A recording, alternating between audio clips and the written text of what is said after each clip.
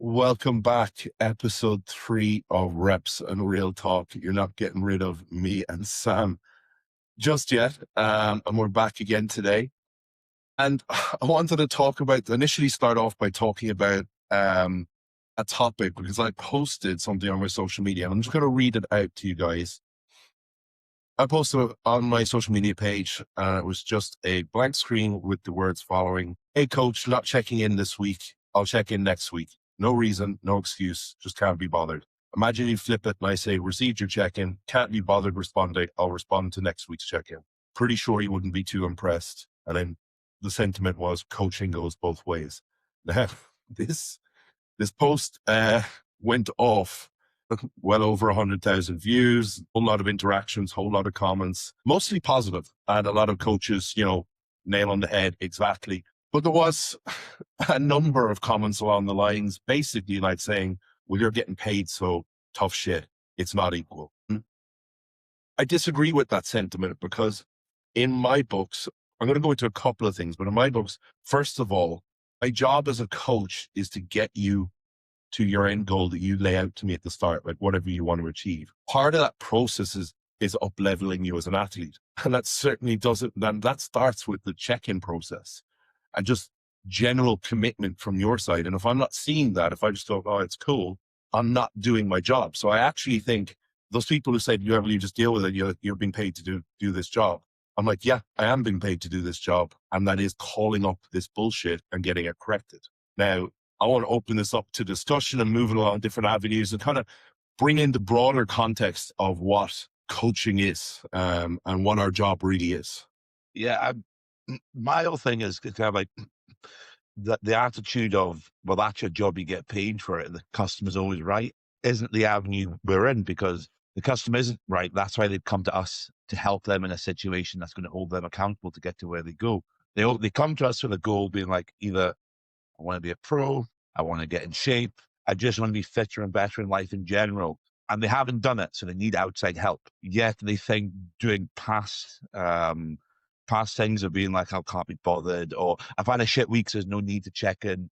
They think that's acceptable. And then they think because they're paying, they can get away with this stuff that they would usually get away with. And I think as a coach, because we care, a lot of us got into coaching because we really love it.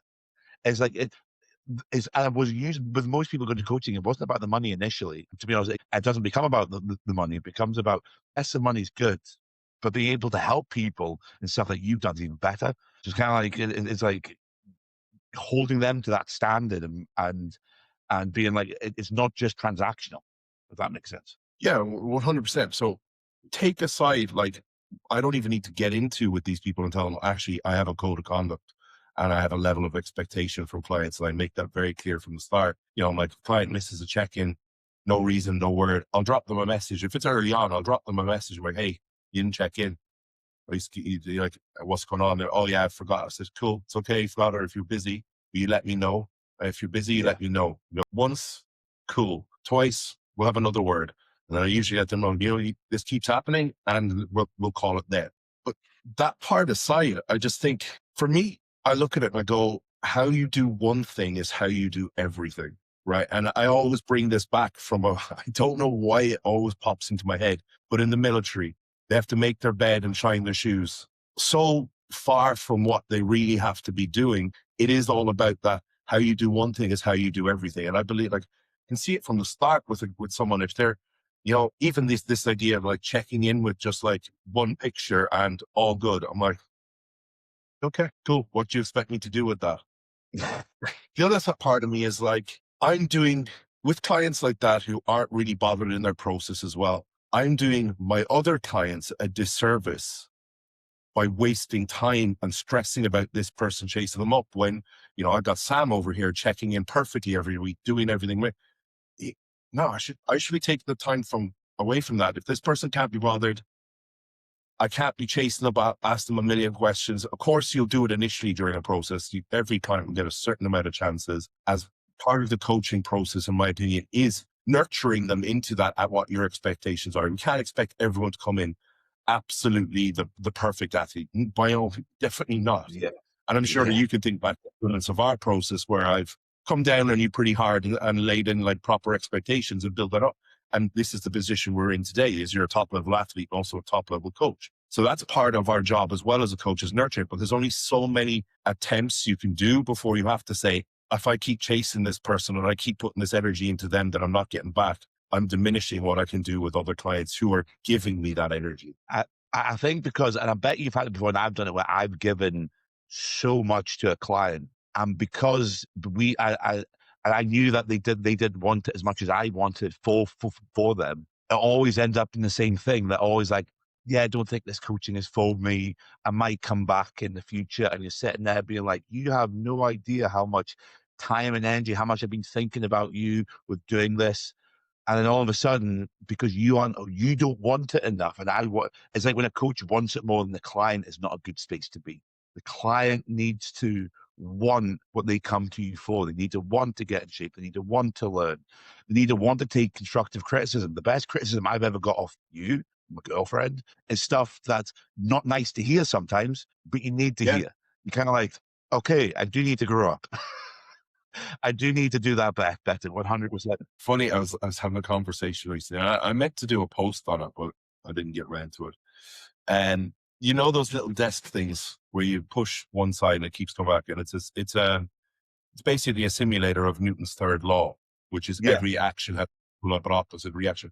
That is the perfect metaphor for coaching, because what Hmm. you put in, get back. If you put nothing in, there's no energy back. We can, I don't know, I swear some people think we're mind readers, because it's like, we can only do so much with certain information. And that's what, like, the reality is the more you as a client give, the more information you give, the more we can take out of it, and the better job service we can get back as a coach, and the better understanding we can get. Like, I regularly say to my clients, like, listen, if you got anything going on in your personal life, anything like this, that's not irrelevant, tell me. And then Yeah. I also praise, I get crazy ass long check-in feedback. They're like, oh, I'm sorry to go on. I'm like, don't apologize. This is brilliant. This is a whole lot better than all good.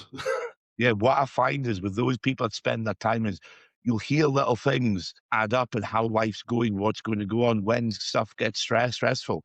I would much rather read a paragraph than all good. But then on the other hand, it's about knowing the client. I've got a couple of clients who say, "Oh no, everything's been good this week. I've done everything sweet." And I'm like, "I know you have, because check-in says that." So it's kind of like in the Yeah, back, of but course.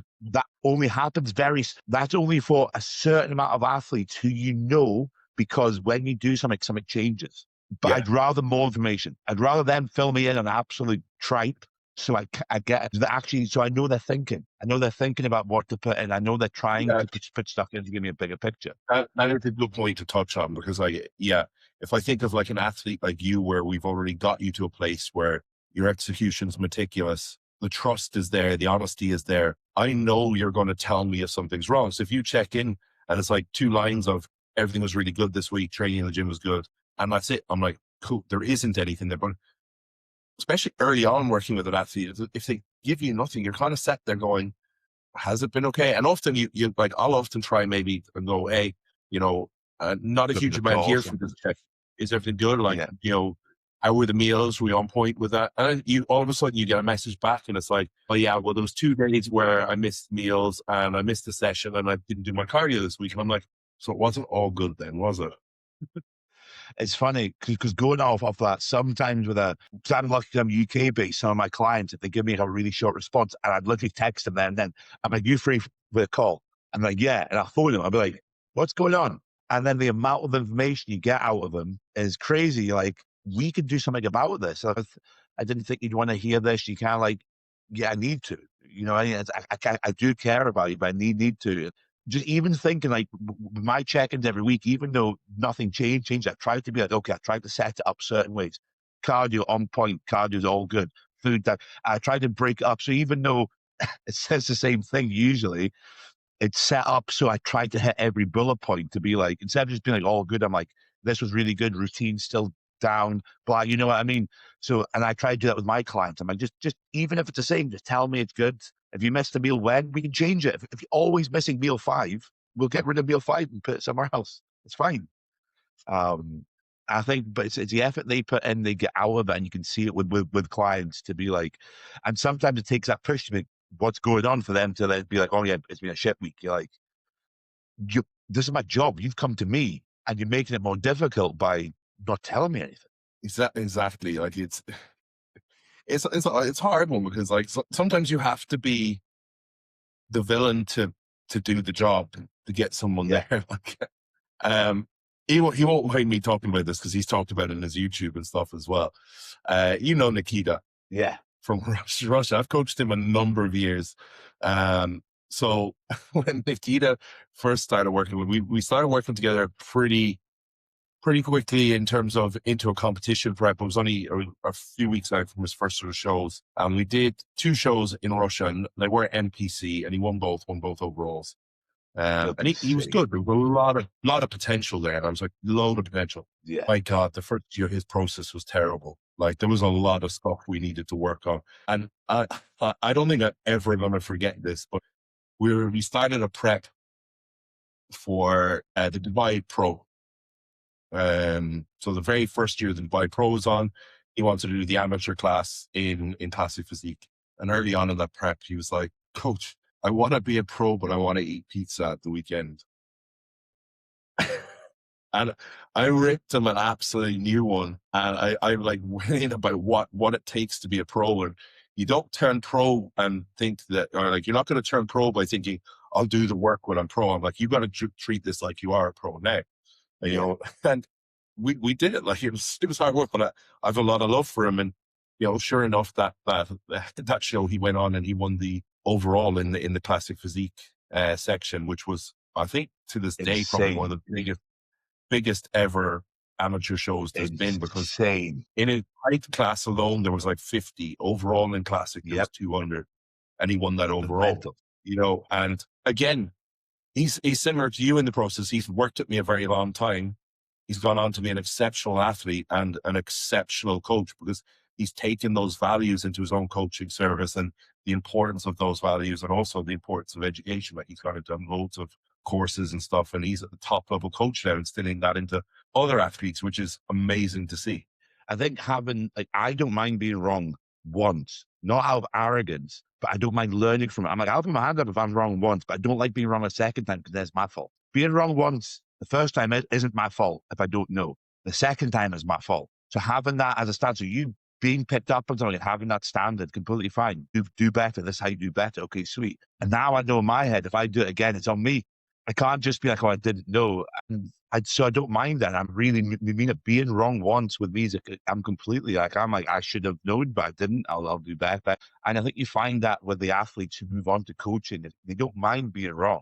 They like learning. I like being told if I need to fuck up my ideas, I need to be told that. I expect my friends to hold me to a high standard and my coach and blah, blah, blah. I expect to be held to a high standard because I hold everybody else to that same standard. Everybody else. As an athlete, I think I would see it as a massive red flag if you are, if you're not doing the process correctly. If you're like, and listen, we're all aware when we're fucking about. If you're fucking about, your coach isn't calling you up on it. I'd be like, that's a red flag. That's that they don't care. They know they care by ripping you a new one or telling you that's not acceptable or giving you the ultimatum is, listen, you either pick up your standards here or, there's not much I can do for you. Because this whole thing, the whole idea of the post was me putting out there that I expect better and I expect a higher standard. And I find it a bit, yes, I do find it a bit disrespectful because I'm out here like giving my end. But the main thing about it is, is my job is to hold you to the standard that you have come in expecting. So like, if you come into me and you tell me my goal is to, win a regional, go for my pro card, or okay, I know what those standards are. And I know what it takes to reach that. So I'm going to hold you to those standards. And if you're anything below them, I'm going to tell you because otherwise I'm not doing my job for you. Reality is in this day and age, you're not paying a coach to give you a nutrition plan. You're not paying a coach to give you a training plan. You're paying for their expertise and decision making and then nurturing you and developing you into that athlete, building habits, building strengths, and building the entire system. If you want a training plan and a nutrition program, just go on chat GPT. It's hilarious. Me and you have never spoken about what we've just said there, and I've said that to countless clients. Exactly what you just said. I said there, the coaching isn't about the people think, okay, I pay a coach, I get the training plan, I figure everything out, I get the supplement plan, which will be the make or break, and I'll get the diet plan. And you kind of like that as a coaching thing isn't, but it isn't the coaching. The coaching is when not to do something. Is when to be like, no, no, no, no, you don't need to do more. No, no, you actually should be doing less, or having that accountable every week, being able to know that, okay, well, I can't fuck up here because I know I've got to check it. I think that, so I say that, I'm like, chat GPT, the internet, you can go and buy plans. AI can make plans all you want, completely fine. It's the little nuances. It's the having that person there to be like, you need to stop this right now. You need to stop having the excuse of this happening in your life, so you ate a whole packet of cookies. You need to have the excuse of, I had 3 cheesecakes in the freezer, so I got fed up of looking at them and ate them, which is an excuse that I've heard before. I had the cheesecake. I'm not even joking. The cheesecakes are there. I got fed up at looking at them, so I just ate them. And I was on the phone. I was like, that is the most ridiculous thing I've ever heard in my life. I was a friend. It wasn't even a client. It was a friend. And I was like, are you serious? It was absolutely, yeah, mine. But that is the whole thing of coaching, is little nuances. It's little things like that. When to pull, when to go. Training plans are fine. You have pretty your own thing. Nuances and experiences. Nuances and experiences, Yes. I think, are the two most critical things for it, because we both know, and most people listening to this know, that for the majority of people going through this process, it doesn't happen the way it should, for want of a better way of explaining it. Like by the textbook, you do A plus B and you get C. The reality is you do A plus C and you're left at fucking F. You're wondering, shit, what do I do? And that's where the coaching comes in, and looking at different factors and understanding how things are working, and, making decisions, and also understanding the emotions involved, because that is a huge amount, like, especially when it comes to the prep process. A huge amount of it is actually understanding your client, understanding the emotions, understanding where these are having a play on it. You're working with a client, and they're in a deficit, they're busting their ass doing cardio, and they're like, shit, their weight's not dropping. You as a coach need to be asking what else is going on, like actually speaking to that client, understanding what's. Yes. They're like, oh, my kids keep me up at night, I'm not really sleeping, or my boyfriend dumped me, and and you're like, okay, there's emotional stress here. So it's that we have to account for this, and we have to pivot that actually, you know what, for the next 5 to 7 days, it might be best for us to pull you out of a deficit, pull you out of doing this output, and let the body relax, let everything calm down, let you get your shit together and go again. These sort of things, it's not just continuously dieting. And that's just a small example there. But yeah, it's like something do the opposite of what you think you should do is good, and having that outside view is what you need. Like I tell people, it's kind of like whenever I'm speaking to new clients or current clients, I'm like, my job is to get you where you want to go. Do you think I'm going to be making decisions to try and go the opposite way? It's like everything I do is a reflection. You told me it's my job to do this. I want you to be in the best shape you can be. Don't you be worrying about if I'm not trying to make you fat. Like, I'm not trying to make you look bad at all. It's like the complete opposite. Like, yeah, little things like that is, before I forget, it's kind of like, and we don't go out there looking for clients. It's not like we we don't go message people being like, hey, John coached.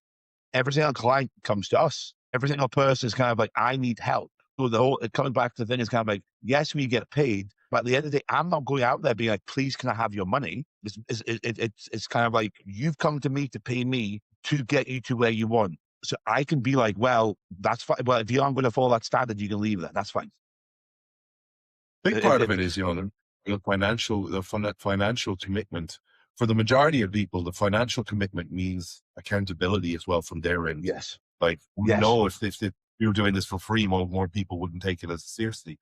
Obviously, you've got your super dedicated athletes that are just locked in, but there's a large amount of people, honestly, I truly believe if there was no financial commitment, they wouldn't do as well with the process. Yeah, no, It's like I heard people. what was it? If you had to pay for sleep, you'd take it a whole lot more seriously. And I was like, that is so true. Right? People wouldn't neglect their sleep as much if they physically had to pay for the time in bed. Yeah, 100%. Yeah, that's a good way. Human mind works.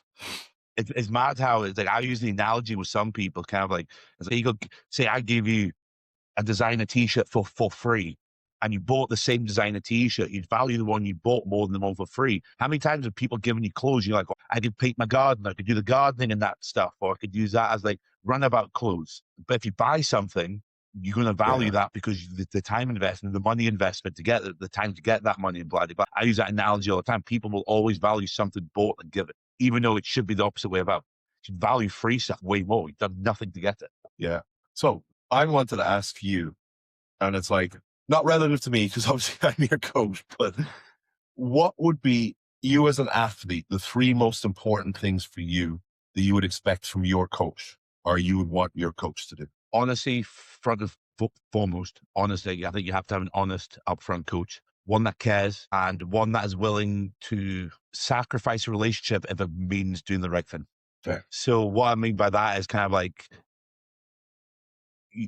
as a friend, I'm willing to sacrifice a friendship if it means telling them the truth, which Yeah. I don't want to sacrifice a friendship, but it's willing to, for somebody to hear something that they don't want to hear, you have to say it. You have to do something like that. And That can those be three the things. difference.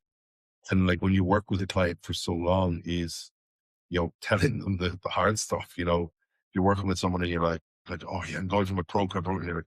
You're not quite there yet, buddy. Well, That I is, wouldn't say it. Yeah, well, I wouldn't say a name, but we went through a client's check-in that I care about a lot the other week for the mentorship and followed diet, only had one off plan, a meal a day, Pepe's and Wingstop, relatively healthy.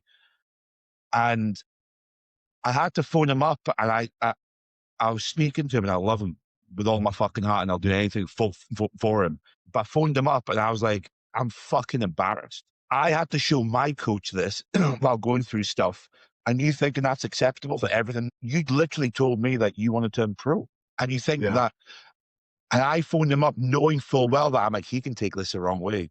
He might be like, but I won't be spoken to like that. And I was trying to speak down to him. I was just trying to be like, you should be embarrassed of that. You should not be proud in the hope that in the future, if that happens again, he'd be like, oh God, I don't want to, you know what I mean? It's not even a get grilling, but he doesn't want to do that again. So I was willing to sacrifice that to be like, this is unacceptable. Phoned him up straight away after our friendship call. This it comes back to what I was speaking about earlier is your job as a coach is to nurture them into being an athlete. And the way you've gone about that is the exact way to do it is you just confronted them straight on, told them this is not acceptable, and you've relayed it back to their goal. Like when we discussed it was like everything you do, the way to go about it is relay it back to their goal. Hey, it's like, hey buddy, day one, you told me you wanted to turn pro.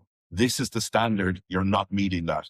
Now, if you want to turn around and tell me I don't quite want to go, then okay, we'll lower your standard. But at the moment, if this is still your goal, that standard needs to be up here.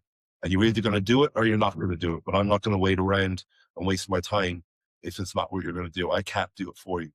Like ultimately, I'm sure he came out of it, actually respected it. And it's that kick up the ass and needed. I've often had it from clients when like an hour or two later after they received the check-in has messaged me, thank you, or I needed that kick up the ass. You're right.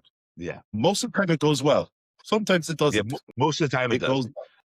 But what I find with the people that doesn't go well with, they usually don't survive preps, or they don't come out of preps in a better position, or they usually come out of preps in a worse position because if you can't take criticism, especially when you've got good big goals or in an off season, potentially taking criticism while you're dieting down is even harder. So it's kind of like people like that. You're kind of like, well, if you can't take that criticism, that's fine. Go somewhere, find a coach that then will just tell you everything you need to hear and see how that goes. Because I've seen it time and time again, it doesn't work well. And they just care about your money. If they're telling you everything you want to hear, they just care about your money. They don't care.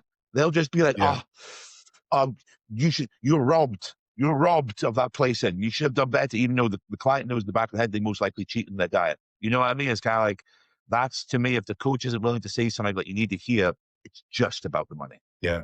You mentioned that, like when we talk about a client in off season and not, living up to the standard you expect, I can understand that because like when you got to think, well, okay, this young guy, they haven't been through the process a huge amount of times. They don't know what they don't know, and it's understandable for people to kind of go, oh, it's off season. I can relax a little bit. And the reality is those people who have goals that are up here and they're really trying to excel and they're like, they're not there yet. Their off seasons have to be treated like prep because that's where they're progressing. It's very easy to do a prep, but physically it can be hard, but it's very easy to maintain it and do the hard work there because, there is motivation. There's an end date. There's constant motivation of seeing the progress you're getting. week on daily, week, and daily. you're every week that gets harder, you're also getting a week closer to the goal. So it's there. The reality is you should be maintaining that execution you learn in prep and keep transitioning it into an off-season phase. This is not off-season. I think that word maybe can throw some people off, but I get it from people, clients, when they're like, they've just started with me, or maybe they've done one prep with me and we're in an off-season and they're a little bit lax. Oh, I've been eating out a bit with my missus and stuff like that. I'm like, okay, listen, we need to rein this back in now. I fully get it. Well, Been there. I've been that dickhead who, didn't treat my off season well. All of a sudden was 30, 40 pounds overweight and fat and, had to diet when my off season. But I've learned this way, and, I know I don't want you to make that mistake. And you have to have that big should conversation. They're not a dickhead. They just don't know what they don't know. And we got to think remember like that. I know, like you can think back 4 or 5 years ago and go, oh shit, yeah, I was making those mistakes too. I know I have. I've made every mistake you can think of. Absolutely every mistake. Do you remember Marky from old Graftism? Now, Gritness, Marky, he's got the best Yeah. T-shirt. There is no off-season. I still have that T-shirt to this day, one of my favorite T-shirts. And when I can remember seeing that for the first time and being like, damn, you don't think about it like that. There is no off-season, especially when you got big goals. When you've been in it, when you say to folk, "Oh, what's harder?" as you go off season, and you're like, okay, they've done it before. The off season is always going to be hard because of how much more on it you have to be. Digestion, 1 point, It is. walking, It's like, keeping cardio, everything needs to be on. I think some guys kind of get a bit of misinformation, a little, but not misinformation. They just get confused because, like, let's look at the example of like the most highly followed bodybuilder in the world, Chris Bumstead. He preps for the Olympia, and then he has like 3, 4 months after the Olympia where he doesn't bodybuild. He chills. He doesn't eat like a dickhead or anything, but he enjoys life and just doesn't. And people you can understand, or you can forgive a younger athlete for looking at that and going, thinking, post show I can kind of relax and I can go out with my girlfriend. I don't need to follow a strict meal plan, and I don't need. No, mate, you're not Chris Bumstead. Your physique is not complete. Like, that fucker has completed bodybuilding. You have not. You need to work and build your physique. This guy can't physically build anymore, more so because he's at the top of his class. All he needs to do is just not like eat like a complete dickhead. He knows where his metrics, like where his body weight needs to be and stuff. And he understands that, and he can control that quite comfortably for 3 to 4 months. Then he gets serious for sort of 2 months of like just training and lets his body kind of fill out again, and then he goes straight to diet because he doesn't need to build muscle. 99%, actually, I'm gonna fucking say 100% of you guys listening to this, you need to build muscle. You need improvements. Therefore, you can't take time away. And what you find in the off season is one excuse builds up to a bigger excuse. I just won't do that. I'll stop doing that. I won't do my cardio. I'll just do like an incline walk. And what you find is it's a domino effect. Might not happen fast, but over time, digestion gets worse. And this gets worse. And then that gets worse. And you stop doing as many steps. You stop counting your steps. And then you stop doing that. And by the end of it, within 3 or 4 months, the only thing you're doing is trying to force down food. You can't get it in. And you're wondering why. And you're like, But I regularly say the snowball effect to my clients. yeah. The exact same thing. It's like, cool, you may have, like, listen, you've not done all your cardio this week and we've seen no negative, or you've eaten off plan twice this week. Body weight's still in line. That's cool. That's good. You haven't gone backwards, but that doesn't give you the initiative or the all goal now to just continue doing that next week and go for 3, because trust me, this bullshit catches up on you, and all of a sudden you're 8 weeks down the line, you've put on 20 pounds and you look like shit. It will happen. Yeah. Trust me, it will happen. Won't get away with it forever. 1 week, cool. No harm done. Just get your shit together. Get back on track next week. It's mad because I mean, just relating it back to me, this off season. So by the time we get back on stage, it's been 2 years since I've been back on stage. And the off season was, did I do 5 cardios every week? No, I did. I usually did 3 or 4. If I got 5, but I kept on top of so much that the only thing I went was appetite. I think appetite goes in the end eventually, especially after 18 to 19 months of trying to push food. But it was the most on it I've ever been with an off season with steps, with my routine of saunas, doing X, Y, and Z. It was, the end result is, to me, the best end result I've ever had. The diet, we've been dieting now for 27 days, and I'm like 5.5 kilos down, and nothing's changed in the plan, really. Nothing's changed. This fucker looks like he's about 2 weeks out. And but it shows because I was watching, like I had the example of seeing what's happening with you. So Darren was, if you haven't been following him, with his knee, his shoulder operation, and every day, no matter what adversities he's had, he's been in the gym, he's been doing his rehab, he's been eating his meals, he's been trying to do whatever he can. So if he can do it while having knee operations, shoulder operations, he over here being like, oh, I'm an off season, my appetite, and I can do it. And the whole thing was, it was never an excuse. It was an off-plan meal a week. Usually, to be honest, the off-plan meal sometimes was most likely a home cooked meal. I could have eaten whatever I wanted, whenever I wanted, and try and hide it. But I knew that by the end of it, I was wasting money. I was wasting my time. And it's all paid dividends now. I live right next to a Mackey's. I go to Mackey's. I literally live like a 3-minute drive from a Mackey's. I drive past it every day, 3 times a day. Actually, it brings me on to something you discussed, that off-plan meals and within an off-season period, because I also think it's wrong as a coach to push people too far that way, that it's the devil, right? Yeah. Yes. Now, I'm going to talk about my thought process around off-plan meals. When you're in a good position, right? If someone's, because I don't want to get this mixed up. If you start coaching with me and I don't know you and you're not in a good position and you need to diet, you're going to diet, and they're going to go off-plan meals initially. When you're in a good position, gut health is good, everything's on point, you're in a good place. 1 off-plan, 2 off-plan meals a week, totally fine if you're managing it like they're sensible, right? That they're still within your sort of calorie range. So if I know that Becky wants to go out this weekend for a date night, I'm going to go, right, Saturday, I'm going to have my normal pre-workout meal, train, my normal post-workout meal, normal meal 3, normal meal 4, and I'm going to not have meal 5 and 6. I'm going to go out. I know that gives me about 1,200, 1,300 calories, right? That's a decent meal. And I'm going to pick decent quality food sources, right? The other thing that I have for me is there has to be reason behind it. So I got text someone the other day, he messaged me, he was like, oh, I went out for a meal, it was my wife's, or it wasn't her birthday, it was something else to do with his wife. And I was like, that's cool, mate. Listen, if your wife wants to go out for a date night, you absolutely go. I have an issue with an off-plan meal. If you check in and go, hey coach, sat at home this week, I had 3 off-plan meals just because I was sat at home, no reason, just bored, just, ordered in shit food. For me, there needs to be an occasion around it. Like, it has to be for an event, has to be for a reason. And that reason doesn't need to be too big. Like, I mean, if your girlfriend, your wife, your partner, if they want to go out for a meal out, you go. Because it's important to remember that these are also the people who support you, you rely on when things are shitting hard for you. And you can be damn sure, if you're a robot, all of your off season, you give them no enjoyment, and you go into your prep and you're becoming even more of a dickhead, they ain't going to hang about. You're not going to have that support network. You have to, as a bodybuilder, you're not the world's best bodybuilder because you never eat off plan. You are the world's best, or you're the best bodybuilder you can be if you can manage life and still achieve your goals. Exactly. And a couple other, I completely agree. I'm always like to clients, I'm like, give back to your missus. There's no point in coming home. There's no point in bringing medals to an empty home. It's like, if you're going out for a date night once a week, don't make it about the food. When you make the off-plan meal solely about the food becomes the obsession. That's the unhealthy part. It becomes obsessing over food. Then can I get a pizza? It's like, the pizza doesn't fucking matter, bro. It doesn't matter. What matters is like, go out to the cinema with a girlfriend, get a small popcorn, sound.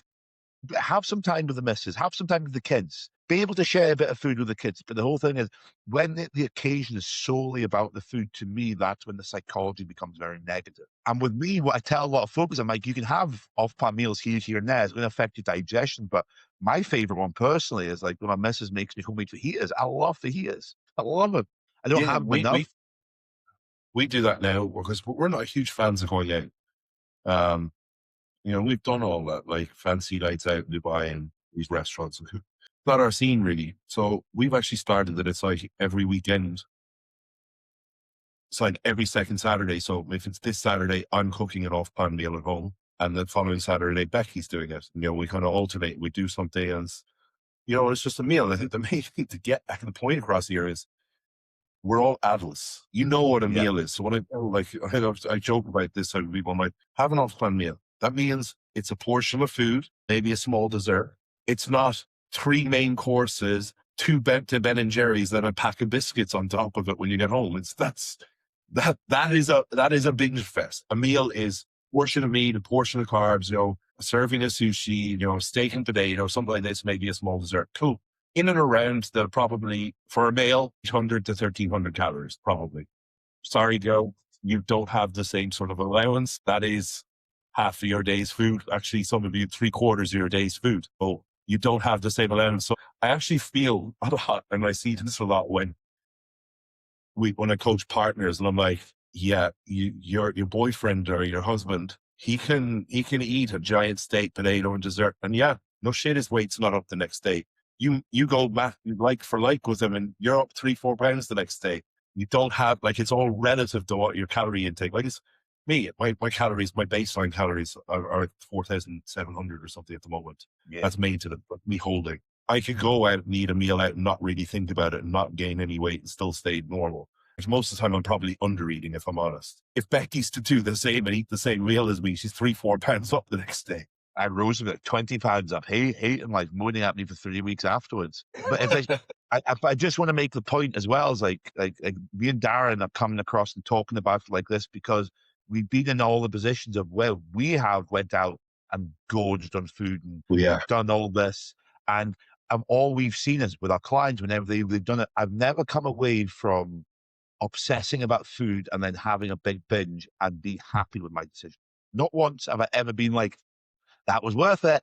That was worth the aftermath. That was worth the feeling. That was worth the dopamine, because you get the dopamine high and the dopamine crash. So this is the thing about the coaching. We aren't saying, oh, have good portion sizes and don't be an idiot with stuff, and women be. We aren't saying it because we're super hardcore bodybuilders. It actually comes from a place of being like, the amount of times we've seen people regret it or feel horrendous, have edema from the massive salt intake, then guts mucked up for weeks afterwards because of the amount of lactose and stuff in their gut. You kind of like this for us is like, this is how you have the best of both worlds and how you don't beat yourself up for emotional eating. It's how you take the emotion out of the food and you're like don't just go out and have mac and cheese and garlic bread with mozzarella sticks. Like that's not going to be good for you at all. The reality is it's actually the opposite. It's us trying to, it's not us trying to be hardcore bodybuilders. It's us trying to actually get you to a place where you can have some sort of normality within you. Yes. Learn about, that there is no real bad food if you can manage it. Okay.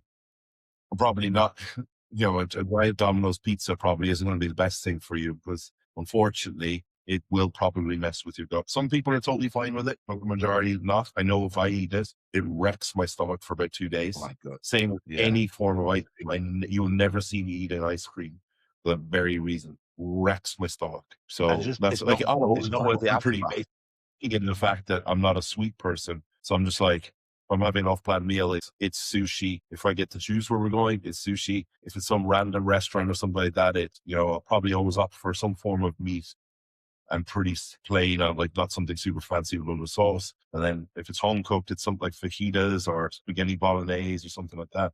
And the longer I've been in this, because I used to be a massive emotional eater, and like every Christmas I'd have my plate piled up high, gorge. And it's like the opposite. The more of an intuitive eater, the more you become less about like the food's always going to be there. If I want more, I'll have more. And understanding that if I want more, I'll have it. So I'll just get a smaller amount. And quite often I'm like, oh no, I'm not wasting money. I'm not wasting time. I'm having what I want. And quite often me and Rose will share food. So we get like a couple different plates. If we go out, we get a couple different plates. So we need to try a couple different things, but it takes the power away from food because people don't realize how much power it holds over your mind. And it's the stress. It's kind of like, do you give cheat days? It's like, I'm sitting there being like, a cheat day. I'm like, the wording of that alone is horrendous, but you're trying not to, with new clients, when they say something, I have to like be firm but fair to be like, you'll never hear me say that. You'll never say that to me again. And I explain why in the nicest possible way. I actually feel like, and I'm talking from personal experience here. I'm not saying it is the way. I used to be like super anal, super rigid. Like people, I joke like when I in the circle that I turned pro, I was a robot, like a robot. I ate the same food every day. And to an extent, there was a demonization of other foods. So like these foods had to be eaten every day for months, years, actually, probably well over 2 years. Every day, the exact same food sources, the amount might go up or down. And I felt that for me personally, anyway, that triggered binge eating a lot worse. So when Christmas came, fuck, when there was that time where the reins were allowed to be let off, it meant gorge fest. Same Yes. cheat meal. Cheat meals Oh were yeah. Jesus or God. I look at, I'm like, how do I even eat that much? I'm talking like a full meal out, 12 donuts, sweets, desserts, everything. Like you're talking like 8,000 calories, like in the space of a couple of hours, because there was so much restriction and so much demonization of food that Yep. there was so much water. Now, as I've got a bit older and I've started, to be honest, it was as I started hanging around with more successful bodybuilders, I'm kind of going, I'm over here eating this person's chilling out, that they're like, oh, I'm in my off season, I'm just going to go grab a steak and potato in a restaurant. I'm like, huh, okay. And kind of slowly, and then just chilling out a little bit. Didn't mean I was eating off plan every day. It meant I was kind of having a little bit more, it's like a little bit Downtime. more variety. Mental downtime. The Saturday, cool, my macros for this, I'm going to, macro this meal in, not demonize any food. It's like, oh, I'm going to have tortilla wraps with my meal instead of rice for this one. Same macro, same thing. I'm not doing this every day, but every now and then, and knowing that I can do that, and knowing that I can do that actually means that I probably do it less, but it also means that come Christmas and these sort of occasions, I'm like, whatever. I've gone out like regularly. We've gone out with like friends for meals out and stuff. And I'll just order a small amount of food because I just can't be bothered. And Becky will often go, you haven't eaten enough. And I'll go, yeah, it's cool. I'll actually have my meal 6 when I get home. Yeah. You know? And I think there's a key thing there, which I've just come into knowing in the past couple of years as well. It's kind of like, it's like, just because you can doesn't mean you should, but you always can. And I think by being like, well, I could eat if I want, right? Like even right now on prep, if I want to eat a pack of biscuits, I can. Can I get away Yeah. with it? Maybe, but I don't want to. My whole thing is kind of like, it's understanding that it is there. It's there whenever I want to. If you messaged me right now or tomorrow, if you were to message me, I'm going to eat a pack of biscuits, I'd be like, cool, that's your choice. It's not like your prep, but it's your choice. Because it You is. It's your choice. absolutely yeah, yeah. It would literally be like, that's on you. You have to live with the consequence. I don't have to live with that consequences. You do. What? And But the the kid, reality is, the reality is, it's not the end of the goddamn world. Yeah, your prep's going to take a hit, but you're not going to die. Your life's going to go on. It's not that serious. So like anyone, if you do fuck up or whatever, it's not that serious in the grand scheme of things, right? Yes, it could be detrimental or have consequences to your prep. Life goes on. It is just bodybuilding. It's a thing we do because we enjoy it, or we should enjoy it. I'm fully aware there are probably people out there who aren't doing it because they enjoy it. They're doing it because it's trendy or it's cool or they like the idea of the end goal. But yeah, we do it because, like I think we say in every podcast, we do it because we love training. I love training. The lifestyle to me fits me well. I really enjoy it. I've actually overcome a binge eating. I think I did have a binge eating disorder. I was an emotionally eating. I'm in the best place I have been. But being able to be like, I can eat what I want when I want, and I choose to say no is one of the most empowering things I've ever said. I'm not being allowed to say, like, to me, it's so empowering after having an obsession with food. I can eat what I want when I want, whenever I want to. I'm just saying no. well, you tell me, don't put peanut butter in my diet because if I haven't, my head's on eating it all. You're far away from that now, but yeah. But Yeah. anyone There's who's peanut butter listening in the to this, house. anyone who's listening to this, right, and you are in this situation and you have done this or you are going through this process where you're doing this stuff, it's fucking normal. It's part of the learning Yes. process. So if you Cool. tell your coach, hey, I binged my diet, they're not going to be super happy, but they should be somewhat understanding. And they're okay. Or like if you, I'm like, I'd be a hypocrite if I was to go, you're a fucking idiot, because hands up, I've done it multiple times. I think by And keeping guess it what? I've secret become makes it actually worse. the envious stage because it's part of the process. I learned to do better and I learned to get better at the process. I got to where I needed to be. I think by keeping it a secret and not talking about it always makes the situation worse, because then you're hiding it, you're stressing about it, you aren't being honest with yourself or your coach. And quite often, just by saying it makes you feel better, not want to do it again.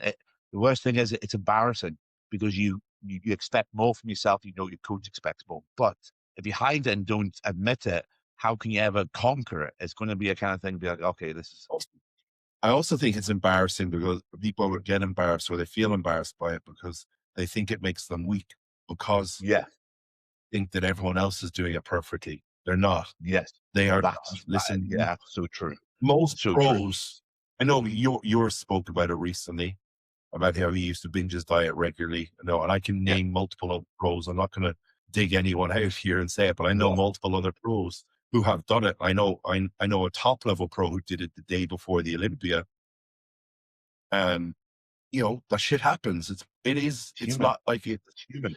Yeah, it's human. And unfortunately, I guess we all see it as like weeks where people aren't honest about it. I'm happy to hold my hands up and say that I've done it regularly in the past, but I guess because maybe it's because I'm kind of, I feel I've got nothing to prove or anything anymore. I'm quite happy with where I'm at. And I've very much transitioned to the other side of it, that I've always been a coach, right? I started as being a coach. I started coaching 13 years ago. I only became a good athlete a couple of years ago, like 2019, so like 7 years ago. So I've always seen myself as a coach, but obviously there's been a period where, I was very much focused on my goals as well as an athlete, but I'm not done with bodybuilding personally, but it's more on the back burner for me at this point. I'm like, coaching is my thing. That's where my priority lies. I just do the process of bodybuilding. Like, I'm not going to compete this year or anything. That's not going to be anything that's happening for me. So I think maybe that's where I'm at now, is my own experiences with in bodybuilding are just past experiences that I can draw upon to Yeah. Help. hopefully give advice and help and be somewhat useful from a coaching perspective, because I'm happy to say that that part is kind of ultimately in some way done for me. Yeah. But I also think the wisdom of that, if it's not like for me, if I never get on stage, I literally had this conversation yesterday again. I'm like, if I never get on stage again, I don't care. I'm still going to do what I'm doing, because I think at the core of it is, like, I can keep on going back to the love of training. It's a great lifestyle. I've got great friends doing this. But this might going out to the pub. And I think if Yeah. you take the stress away from being like, your worth isn't in your placing. Your worth isn't. There'll always be somebody subjectively better than you. There'll always be somebody better than you. There's always going to be somebody, the next rising star, the next person. There's always going to be some. You never guarantee a placing. So if you put your worth in that, you're setting yourself up to be very unhappy, I'd say. So if we keep Here's the way if it, I look at it, right? You win your pro card tomorrow. Go and walk into Tesco the next day. You're still going to queue behind all the grannies and nobody's going to give a shit who you are. That is the reality of our sport. it's so true. You, It's so you true. know, Even walked into some gyms, people won't know. Even in a gym in our yeah, environment, people will be like, "Are you a pro?" that's the reality of it. Is Yeah, yeah, it's so true. and that comes from our own sort of self-importance of it, the importance you place on it. You think it's this huge goal, and yeah, it is a huge goal to you, but in the grand scheme of things, it doesn't make you a different person within this world. You're still Or a the better same person. person. You're Yeah, still going to walk through Tesco, queue like everyone else, and pay full price on your groceries. yeah. I think That's the yeah, reality of it, it doesn't make you a better person. The it doesn't make you. Yeah, you're still the same person at the end of the day that it. likes lifting You might weights. get 3 tubs of protein, but that's about it. Oh man, so true though. It is. But I think with having, but us now being in the industry, me not as long as you, but having that wisdom to look back, we can tell clients to be like, I love you having this aspiration. I love you saying that you want to do this, but we just need to keep the fundamental basics of like enjoyment of the sport, being honest about stuff. There is a standard to be held, but if you do too much one way, it's going to be quite negative. It's going to Yeah. affect you negatively, massively so, especially with food. I think my Sure. thing is it's if, I think go on. it's important. Huge amount of the process of your coaching dynamic or your coach client dynamic comes down to one, the standards set off what you say to begin with, right? So remember that you are the one when you go to a coach and you say, this is my goal, you are the one who's setting the standards, right? That is you setting the standards. And then it's your coach's job to uphold those standards. And Yes, that may mean them calling you out. It may mean them telling you need to do more. It may even mean them telling you to relax a little bit, yeah, yeah, but it's their job. And that is what I wanted to get back to from the beginning of this. I made that post because, in my opinion, and my rebuttal to those people who said, you're getting paid for it, is I'm getting paid to help this client reach a goal. Part of that is me telling them their shit is not acceptable. I'm agreed. doing it. I'm doing it because I care. If I didn't care, I'd just say, thumbs up, buddy. Check in next week. Yeah, and it comes back to things. They came to me. I think people forget that clients usually come to you. Yeah. So when that happens, the whole thing is that you are expecting a standard, and they know the standard when they come into it. As I think it's an excuse for people to be like, well, you get paid for it, it's your job. You kind of like, if you had your job and stuff like this was happening, you wouldn't be happy. Like, what's the difference with coaching? You think they think that coaching's a cushy job and blah blah blah. It's like, you don't have to. It covers different challenges. Just because I'm getting paid for something doesn't mean I can let stuff slide. That's not acceptable I think at all. also another point in this, and because potentially there's coaches listening out there. Coaches, you don't have to put up with shit because you're getting paid. Yeah, Standards for yourself, have expectations for your clients, code of conduct, whatever you want to call it. If they're not meeting it, you tell them, and right, you have the balls to kick that client off your team. Refund them. Stop. Don't be like, hey, your next payment, I'm not taking it. You're done. I think we part ways here. You need to have some self-respect for you and your service, because ultimately that person, if they can't hold up to that standard, it's your name is on the line putting them on stage. And you've got to have standards with what you put on stage, because it's ultimately that goes a long way for your career as a coach if you're going down a competitive route. massively so. Couldn't agree more with that. I really couldn't. So on that note, I think we'll call it there for today. We've had a good old rant. So and yeah. Thank you very much for listening again. Feedback, as always, would be very much appreciated. Any comments, concerns, issues, drop them in the comment section, and feel free to DM either of us if you want to discuss Any anything any questions? further, even questions of anything. We're both open to any sort of communication like that. So, but mainly just wanted to say appreciate watching. And if you are watching, please like and subscribe. Goes a long way. And we'll see you next week. Thank you so much for the support. Peace.